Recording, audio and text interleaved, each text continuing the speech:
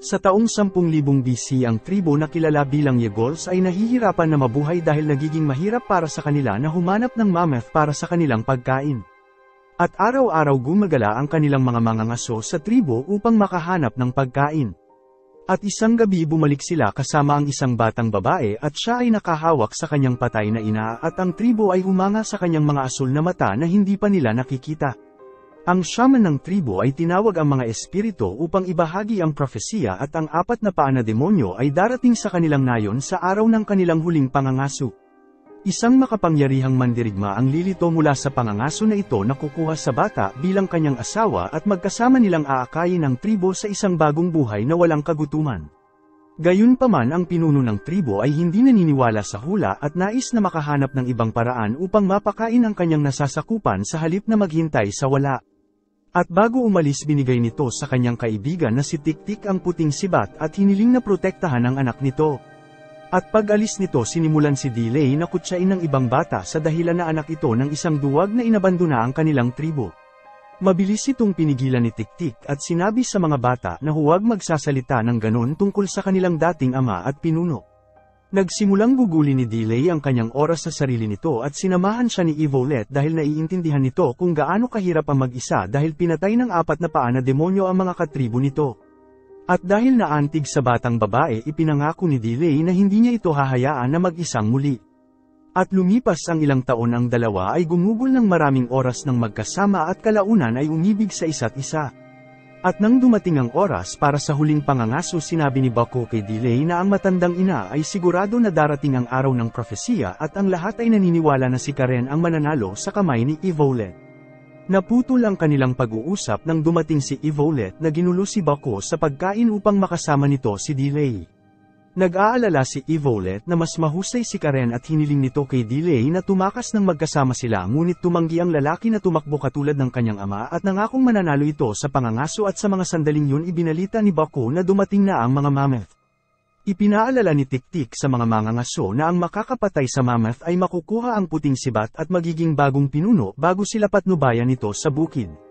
Dahan-dahan silang gumapang sa kawang at si Tiktik ang unang nakahanap sa pinuno ng mammoth kaya sinimulan niya itong sigawan para takutin ito. Ginawa ng ibang mangangaso ang ginawa niya at nang magsimulang tumakbo ang mga mammoth sinundan ito ng mga mangangaso. Ang isa sa mga mammoth ay sinubukan na tumakbo sa isang makitid na daan at nahuli ito ng tribo bago inihagis ni Karen ang kanyang sibat sa nilalang ngunit hindi niya ito tinamaan. Ginalaw ng mammoth ang katawan nito hanggang sa makalaya ito at patuloy tumakbo habang nakadikit ang lambat sa katawan nito.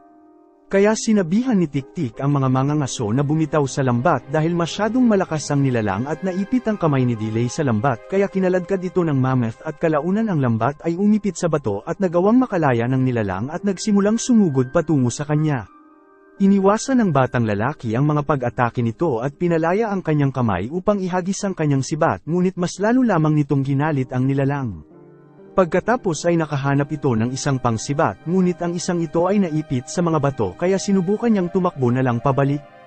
Hinabol siya ng nilalang at hindi sinasadyang natusok ng sibat na tumusok sa puso nito at naging sanhi ng pagkahulog nito sa ibabaw ni Delay. Mabilis na lumapit ang tribo upang iligtas siya at binati ito sa pagpatay nito sa isang mammoth ng mag-isa na kung saan wala pang nakakagawa nito. Inabot ng matandang ina ang puting sibat kasama ang kamay ni Evolet at dinala ng tribo ang mammoth upang kainin at ang tribo ay gumawa ng isang pagdiriwang ngunit si Delay ay naguluhan sa pagkakasala dahil ang pagkamatay ng mammoth ay isang aksidente. Humiling ito ng payo kay Tiktik dahil masama ang pagsisinungaling ngunit ayaw din itong mawala si Evolet at ipinaalala sa kanya ni Tiktik na hindi paraan ng mga yag-all na angkinin ang puting sibat ng may kasinungalingan. At sa kinagabihan sinabi ni Delay kay Evolet na ibinalik nito ang sibat kay Tiktik ngunit mahal pa rin niya ito at gusto niya itong makasama. Nalungkot si Evolet na ibinalik ni Delay ang sibat bilang pagsuko sa kanya at umalis. At sa sumunod na umaga ang tribo ay biglang sinalakay ng mga demonyong may 4 na paa at lumalabas na mga mangangabayo. Hinuli nila ang lahat ng malalakas na tao para gawing alipin at pinapatay ang sinumang maglakas loob na lumaban sa kanila. Nakatulog si Delay sa labas ng tribo upang harapin ang kasalanan nito at nagising sa mga sigaw kaya mabilis itong nagtungo upang tumulong. Gayunpaman pinigilan ito ni Tik-Tik dahil wala silang pagkakataon na lumaban at napansin ng pinuno ng grupo ang kagandahan ni Evolet at nagpa siya itong kunin para sa kanyang sarili. At pagkaalis ng grupo kasama ang ilang alipin sinikap ng mga nakaligtas na pangalagaan ang natitira sa kanilang tribo. At nagpa siya si Delay na gusto nitong sundan ang mga sumalakay at si Tik-Tik at Karen ay nagpas siyang sumama rin at nais din ni Bako na sumama ngunit sinabihan nitong Maiwan gayunpaman nang umalis ang tatlo nagtago si Bako at sumama sa kanila ng palihim at ipinaliwanag na walang natira sa kanyang pamilya. At pagkatapos na maglakad ng ilang milya nakakita sila ng isang bungkus ng mga bato na nagpapahiwatig na may gumawa ng apoy at nakita ang piraso ng kwintas ni Evolet na nagpapatunay na sila ay nasa tamang landas. At habang papalayo sila ang grupo ay inabutan ng isang bagyo ng nyebe at dahil ang matandang ina ay sumusunod sa kanilang mga espiritu nararamdaman din ito ang napakalamig na klima. Ang mga mangangaso ay nagawang makaligtas sa bagyo ngunit nagising sila at natuklasan na nasira ng yelo ang mga bakas ng kabayo. Naglakbay sila ng maraming araw at gabi at nagsimula silang magtaka kung sila ay naliligaw na. Samantala nadiskubre ni One Eye na inilalaglag ni Evolet ang mga bahagi ng kanyang kwintas at nang tumanggi ito na ibigay ito sinaktan siya ni Warlord upang masira ang determinasyon ng babae. Samantala dumaan ang grupo sa lugar na yun at nakita ang kwintas na puno ng dugo sa lupa.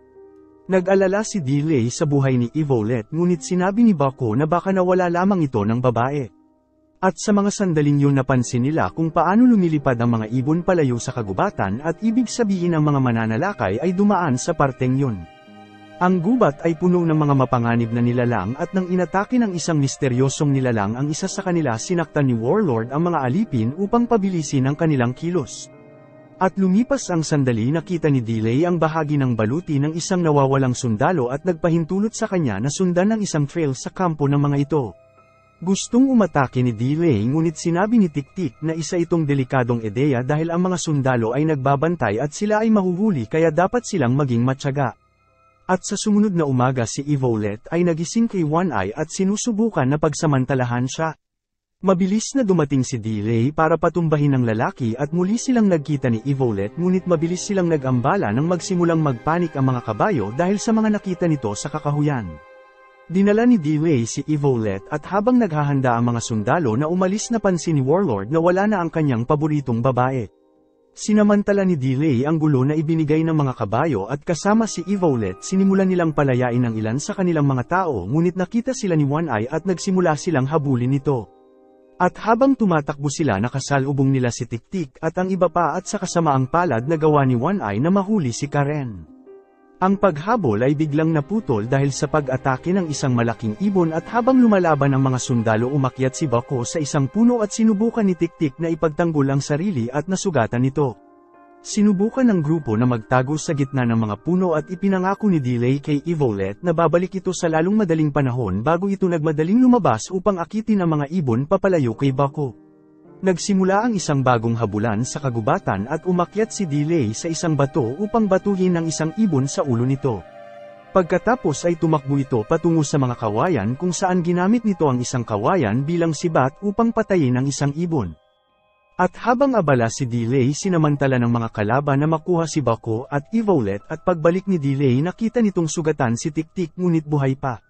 At agad itong gumawa ng papag upang dalhin si Tik-Tik habang sinundan nito ang mga mananalakay sa savanna at humihinto lamang upang kumain at matulog. At sa unang gabi gumawa si Delay ng isang apoy at ganamot ang sugat ni Tik-Tik habang humihingi ito ng paumanhin dahil sa hindi ito nakinig sa kanya. Pagkatapos ay humanap ito ng pagkain at dahil tumatakbo ito sa dilim hindi nito sinasadyang mahulog sa isang pit trap at nawalan ng malay. At sa gabing yun nagsimulang umulan ng malakas at napuno ng tubig ang hukay. Nagising si Delay sa lakas ng ulan at napansin nito ang isang saber-tooth na tigre na kasama niya sa hukay. At sa una naisip niya na patayin ito ngunit nakaramdam ito ng awa sa nilalang at nagpa siya na palayain ito. Lumapit ang tigre sa kanya at mabilis na umalis nang hindi umaatake at nagpahintulot ito sa matandang ina na matulog ng walang pag-aalala. Umakyat si Delay mula sa hukay at muling nakipagkita kay Tik-Tik na bumuti na ang pakiramdam. At narinig ng dalawa ang isang pag-atake sa kabilang burol at nakita ang usok sa hindi kalayuan kaya nagpa siya ang dalawa na tignan ito. Narating nila ang isang maliit na nayon na sinalakay din ng mga itim na nakakabayo. At sa sandaling makahanap sila ng pagkain nagsimula silang desperadong kumain ngunit biglang napalibutan ng mga armadong tribo na nakatira sa lugar. At tila tatapusin na ang dalawa ngunit sa mga sandaling yun nagpakita ang tigre dahilan upang umatras ang tribo. Lumapit ang tigre kay Delay at binigyan siya ng isang senyales ng pagsang-ayon bago umatungal sa mga lokal dahil sa pangahas na banta sa lalaki.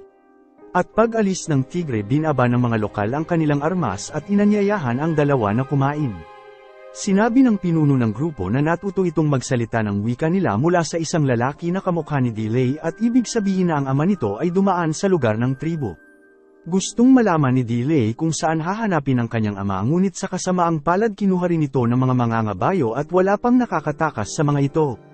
Pagkatapos ay ipinakita ni Nakudo ang ilang pinta na nagsasabi ng isang propesiya tungkol sa isang tao na maaaring kumausap sa tigre at papalayain ang kanilang mga tao at tila tumutukoy kay Delay. Nagpadala si Nakudo ng mga salita sa ibang tribo ngunit pakiramdam ni Delay na hindi nito kayang mamuno. At upang gumaan ang kanyang pakiramdam pinaliwanag ni Tiktik na hindi siya iniwan ng kanyang ama at umalis ito para maghanap ng mas magandang buhay para sa tribo kaya't na kay Delay na kung susundin ito o hindi ang kanyang mga mithiin. At sa sumunod na umaga bumalik ang mensahero at ipinaalam sa kanila na ang iba pang tribo ay sinalakay din. Gusto silang sundan ni Tiktik at hiniling ni Nakudo sa kanyang mga tauhan na maghanda para umalis. At habang nagpapalamang lahat sa kanilang pamilya napansin ni Delay na nag-iisa si Nakudo at sinabi ng lalaki na pinatay ng mga mangangabayo ang kanyang asawa at ninakaw ang kanyang anak na si Tudo. At habang naglalakbay nakilala ni Bako si Tudo at nang huminto ang grupo para magpahinga sinubukan ni One Eye na painumin ng tubig si Bako ngunit tumugon si Bako sa pamamagitan ng pag-atake nito. Agad na tumalon si One Eye upang tapusin ang bata kaya hiniling ni Evolet sa Warlord na pigilan ito. Hindi makatanggi ang lalaki sa kanya kaya't sinaktan nito si One Eye para mapahinto na ikinagalit ng lalaki at muntik nang kunin ang kanyang espada. Gayunpaman alam niyang hindi niya masasaktan ang pinuno sa ngayon at nangakong nababawi ito. Samantala umalis sila Delay sa nayon at nagulat na makita na marami pang tribo ang naghihintay sa kanila dahil narinig ng mga ito na dumating ang kanilang dakilang pinuno. Sinimulan ng grupo ang isang mahirap na paglalakad at hindi humihinto upang matulog o magpahinga at bawat araw na lumipas ay maraming tribo pa ang sama-sama sa kanila. At kalaunan ay nakarating sila sa isang ilog at natuklasan na ang mga mangangabayo ay paalis na sakay ng isang bangka na puno ng kulungan kasama ang mga alipin. Hindi mapigilan ni Delay na isiga ang pangalan ni Evolet at sa sandaling marinig ito ipinakita ni Evolet sa iba na dumating si Delay upang iligtas sila. Ang mga bata ay sabik na makita ang napakalaking grupo ng mga mandirigma, ngunit agad silang pinatahimik ng mga sundalo. At dahil hindi nila kayang sundan ang aktwal na bangka huminto ang tribo upang talakayin ang kanilang plano. At sinabi na ang ilog ay gumagalaw na parang ahas sa buhangin at ang mga alipin ay dinadala sa mata ng ahas na namamalagi sa ilalim ng araw at hindi gumagalaw sa ilalim ng buwan. At ang tanging paraan ng walang bangka ay sa disyerto ngunit walang makakalakad ng ganun kalayo. Tumanggi si Delay na sumuko at ginabayan ang mga tribo sa disyerto at nangako na makikita nila ang mata ng ahas at ilang araw naglakad ang mga tribo at pakiramdam na ligaw na sila. At lumipas ang ilang araw tumingin si Delay sa langit at napagtanto na ang mata ng ahas ay tumutukoy sa hilagang bituin kaya kailangan nilang maglakbay sa gabi upang gamitin ito bilang gabay. Samantala ang matandang ina ay tumigil sa pakikipag-usap sa sinuman at nananatili lamang sa kanyang pwesto at naghihintay sa tamang sandali upang matapos ang kanyang tungkulin. At lumipas ang ilang sandali na hanap ng tribo ang destinasyon ng mga mangangabayo at isang lugar na tinatawag na bundok ng mga Diyos. Dumating ang mga alipin ilang araw ang nakalipas at pinapahirapan na magtayo ng isang pyramid para sa isang maunlad na sibilisasyon. Ang mga lalaking ito ay inalipin din ng mga mammoth at tinatrato sila ng walang respeto na ikinagalit ni Bako at Karen. At sa tuwing maririnig ang isang busina dapat na lumuhad ang lahat upang tanggapin ang kanilang pinuno na kilala bilang makapangyarihan at ang kanyang mga pari. At ang makapangyarihan sa lahat ay hindi nalulugod sa kung gaano kabagal sa paggawa ang lahat kaya inutusan niya ang mga pari na mag-alay ng alipin bilang parusa. Ang isa sa mga kaibigan ni Karen ay itinapon sa labas ng gusali na agad ikinamatay nito. Samantala si Delay ay nagsimulang mawala ng pag-asa dahil kahit na magkakasama ang mga tribo wala silang sapat na tao upang sumalakay. Gayunpaman sinabi ni Tiktik kung sasali sila sa mga alipin mas magiging marami sila. At nang sumapit ang gabi si Delay at Nakudo ay pumasok sa kulungan ng gusali upang tingnan ang mga alipin. Habang muling nakita ni Nakudo ang kanyang anak, tinanong ni Delay si Bako tungkol kay Evolet at nalaman na ang mga babae ay nasa ibang gusali. Pagkatapos ay humingi ng tawad si Delay kay Karen dahil nahuli ito, ngunit naniniwala si Karen sa propesya at nanunumpa na sasamahan si Delay hanggang sa kamatayan. Isang alipin mula sa ibang tribo ang nagprotesta sa presensya ni Delay dahil ang lahat ay malalagay niya sa panganib at wala siyang pakialam kung gaano karami ang mga sibat nila dahil ang mga sandata ay hindi makakapatay ng isang Diyos. Sinabi ni Nakudo sa lalaki na si Delay ay may kapangyarihan na nagpapahintulot sa kanya na makipag-usap sa mga tigre at mabilis siyang ipinakilala ng alipin sa isang bulag na lalaki na itinago nila sa ilalim ng lupa.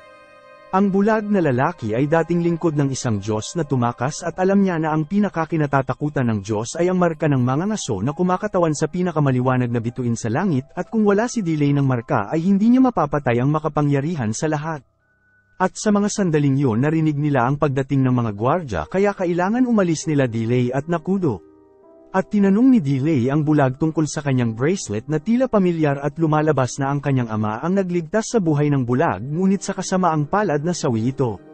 Pagkatapos ay tumakbo si Delay at Nakudo pabalik sa kanilang hukbo at natuklasan na sinundan sila ng ilang gwardya. Ang mga tribo ay naghanda upang lumaban, ngunit si Tik-Tik ang unang nagpakita at lumaban sa kanila ng mag-isa at tinapos niya ang mga ito ng mahusay. Ngunit ang isa sa mga gwardya ay nagpanggap lamang na patay at sinaksak nito si Tik-Tik mula sa likuran. Nagmadaling pumunta si Delay sa tabi ni Tik-Tik at sinabi na kailangan siya nito dahil ang mga alipin ay hindi makakalaban nang wala siya dahil mayroon silang sariling propesya. Ipinaalala ni Tik-Tik sa kanya na ang propesya ay maraming mukha, pagkatapos ay ibinigay nito kay Delay ang puting sibat bago tuluyang namatay.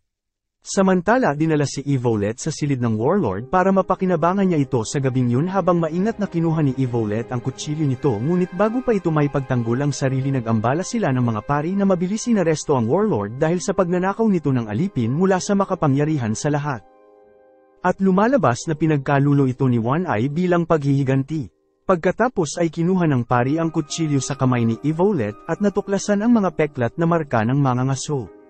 Ipinaalam nito ng pari sa makapangyarihan sa lahat na labis na ikinagalit ang balita. At balik kay Delay, inilibing nito si Tik-Tik habang ipinaalala sa kanya ni Nakudo na gusto ng kanyang ama na maging isa siyang mahusay na pinuno. At tinanggap ni Delay ang puting sibat at binigyan ang tribo ng isang mahusay na talumpati tungkol sa pagtutulungan upang patayin ang mga higante tulad ng ginagawa nila sa pangangaso ng Mammoth, at sa kinaumagahan naghanda sila para sa isang plano. At matapos na ibaon ang kanilang mga sandata sa buhangin, pumuslit sila sa kampo at nagpanggap bilang mga alipin, at sinabi ni Delay kay Bako na siya ay magiging mangangaso ngayon araw.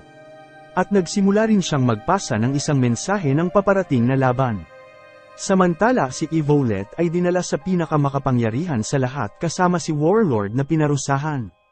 Ipinaalam din ng pari na ang isang malaking hukbo ng mga mandirigmang sibat ay malapit lamang at kailangan nilang maghanda. Samantala nahanap ni Delay at Karen ang pinuno ng Mammoth, kaya ipinadala nila si Bako at Tudo upang gawin ang kanilang parte. Pinalaya ng mga bata ang mga hayop at sa oras na matapos sila binigay ni Delay ang hudyat upang simulan ang laban. Habang sinumula ng mga tribo ang pag-atake, sinubukan ni Delay na takutin ang pinuno ng Mammoth, ngunit hindi ito nagtagumpay. At sa mga sandaling yon nagpakita ang mga gwardya at nilabanan sila ni Karen upang bigyan ng oras si Delay at isinakripisyo ang kanyang sarili para sa tribo. At dahil sa galit na nawala ng isa pang kaibigan, sumigaw si Delay sa Mammoth ng malakas upang takutin ito, at ang mga hayop ay nagsimulang tumakbo pababa at durugin ang lahat ng gwardya. Napansin ito ng mga alipin at nagbigay ito ng inspirasyon sa kanila na maghimagsik, at hindi nagtagal ang lahat ng alipin ay lumaban sa buong lugar. Nang marinig ng makapangyarihan sa lahat ang nangyari, inutusan nito ang pari na patayin si Evolet sa harap ng lahat upang mawalan sila ng pag-asa. At sa oras na makita ito ni Delay, pinahinto nito ang mga mandirigma, at ang mga alipin ay hindi napigilan na lumuhad nang marinig nila ang busina. Nagpakita ang makapangyarihan sa lahat at nagbanta na kung hindi tatalikod si Delay ay papatayin nito si Evolet. Tinanggap lamang ni Delay kung papayag itong isama niya ang kanyang mga tao pabalik, at hinayaan siya ng makapangyarihan na makuha ang lahat ng tao sa kanyang tribo, ngunit hindi ang lahat dahil pag-aari sila ng Diyos. At dahil sa pagtanggi na tanggapin ang ganoong kalokohan, binato ni Delay ang kanyang puting sibat at mabilis na pinatay ang makapangyarihan sa lahat at sinabi nito sa lahat na hindi ito isang Diyos at siya ay tao lamang. At dahil dito lahat ng mga alipin ay sumama muli sa laban at nakita ni Baku si One Eye at sinubukan na patayin ito upang ipaghiganti ang kanyang ina, ngunit nabigo ito at kinuha ng lalaki si Tudo.